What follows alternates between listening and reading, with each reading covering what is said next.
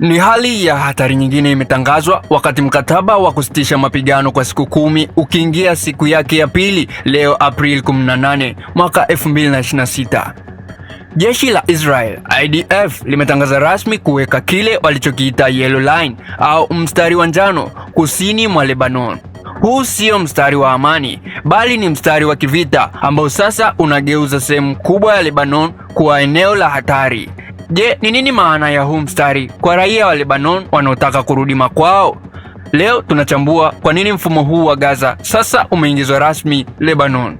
Mstari huu wa njano ni mfumo ambao Israel imekuwa ikitumia Gaza kugawanya maeneo inayoyakalia na yale yanayobaki kwa raia. Kule Lebanon, mstari huu unatengeneza security buffer zone au ukanda wa usalama wenye kina cha kati ya kilomita 1 hadi 8 ya ardhi ya Lebanon.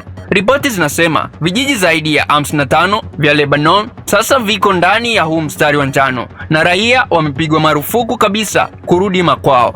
IDF imetoa onyo kali: mtu yoyote atakayejaribu kuvuka mstari huu kuelekea kusini atashambuliwa kwa risasi bila onyo lolote. Tayari katika saa 24 zilizopita, Israel imethibitisha kushambulia makundi ya watu waliokuwa wakikaribia mstari huo, wakidai ni wanamigambo wa Hezbollah waliokiuka makubaliano. Lakini kwa upande wa Lebanon, hii inatazamwa kama mbinu ya Israel kuendelea kuikalia ardhi hiyo kinyume cha sheria hata kipindi hiki cha amani. Mstari wa njano unafuatana na uharibifu wa maksudi wa miundombinu, madaraja na nyumba ili kuzuia Hezbollah wasiweze kurejea kirahisi. Je, huu ni mpango wa Trump wa kuleta amani au ni mbinu ya Benjamin Netanyahu kuhakikisha anadhibiti usalama wa kaskazini mwa Israel kwa gharama ya ardhi ya Lebanon?